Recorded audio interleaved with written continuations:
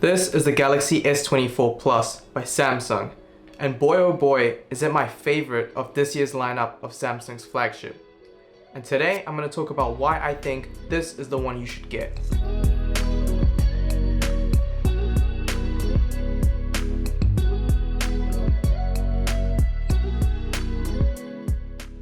Hey, what's good? Prash here, and today we're going to be talking about the Samsung Galaxy S24 Plus, and I gotta hand it to them. Samsung's S24 Plus is definitely out of this world and from another galaxy. Samsung Galaxy, see what I did there? Alright, so I really enjoyed my time with the S24 Plus, and today we're going to be talking about that experience, starting off with the design. Alright, so Samsung really switched it up here by flattening up the bezels, keeping the rounded corners, and sharpening up the edges. And you know what? I dig it. It definitely feels very Apple inspired.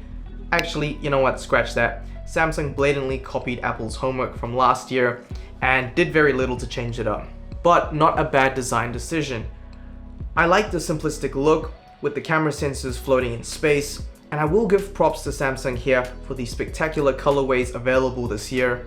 From this nice deep Cobalt Violet color all the way through to the Samsung exclusive funky sandstone orange color. Suffice to say that there is something for everyone here in the color department. Alright, so performance wise, the S24 Plus really packs a punch. Now, despite the S24 Ultra only getting the Snapdragon 8 Gen 3, while the S24 and the S24 Plus getting the Exynos, the performance is very similar to the Snapdragon 8 Gen 3. I've been able to use this phone for navigation, media consumption, a bit of gaming, and it absolutely kills it. There is no task that is too difficult for the S24 Plus, and you can do all of that on this incredibly crisp OLED panel. And what's even better is the fact that you now have the ability to switch to Quad HD Plus, which makes an awesome screen that much more crispy. No doubt, when it comes to screens, Samsung brings the industry standard. Now, speaking of performance, one thing that always complements a phone's performance is its battery life, as you can experience more of that performance for longer with a solid battery. And with a 4900 mAh battery, 200 mAh bigger than its predecessor, you'd better believe that the S24 Plus has you covered. Now, I could easily go up to 2 to 3 days with moderate usage with the S24 Plus, and this is great, especially if you do forget to top up in the mornings. So one thing I will say that I really appreciated about the S24 Plus is that I never had battery anxiety. Alright, so let's talk about the cameras. With the S24 Plus, you get the classic triple camera setup out the back. You get a 50 megapixel wide main sensor with optical image stabilization at f1.8. You get a 12 megapixel ultra wide at f2.2 and a 10 megapixel telephoto camera with 3x optical zoom at f2.4. Out the front, you get a 12 megapixel camera at f2.2. Now, all of this might sound familiar, and well, that's because this setup is identical to the S23 Plus front and back. This, I would say, is probably the only letdown for this phone, and I'm surprised the R&D department at Samsung didn't deliver anything new this time around hardware-wise.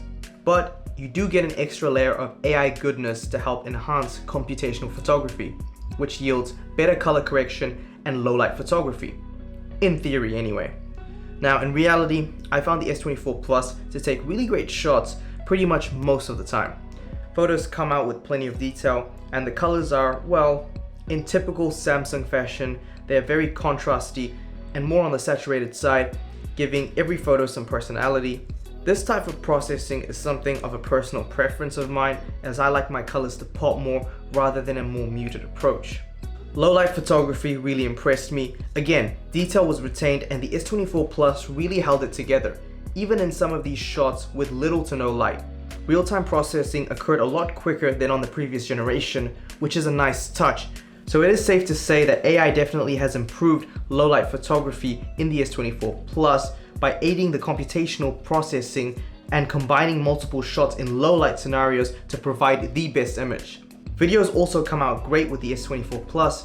Here is some 4K footage I took at 60 frames per second.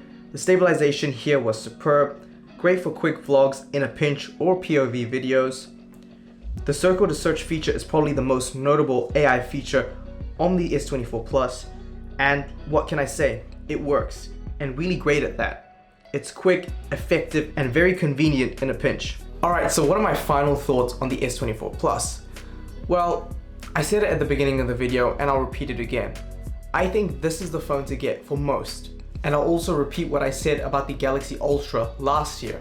Now, despite me being the tech-obsessed enthusiast that I am, even I feel like that phone is actually just overkill.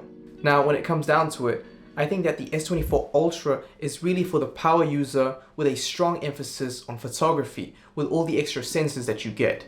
Plus the S Pen if you're still into that, while the standard S24 is just for those who want Samsung's latest and greatest in a more compact form factor, and they're willing to compromise a little bit on the battery life. And that pretty much leaves everyone else kind of like me, who honestly just want Samsung's latest and greatest, but don't really care about the Ultra and all of its crazy features and extra sensors. I just want the biggest screen, the bigger battery life, and just a great experience all around. And that is what the S24 Plus delivers here. I think it's a great all-around phone, and honestly, that's why I think that this is the phone to get in Samsung's lineup this year. I feel like AI has become a focal point for all of these new flagships this year, and let's be honest, we've reached a point where the design and performance of smartphones have really reached a peak, and it honestly comes down to all of these software features and AI that can be integrated into all of these new flagships to help these manufacturers differentiate their smartphones from one another. So yeah, that's just my little hot take, but I am really excited to see what Samsung does with their flip phones down the line. So yeah, I'm excited for that. But for now, it looks like we're out of time, so I'll catch you in the next one.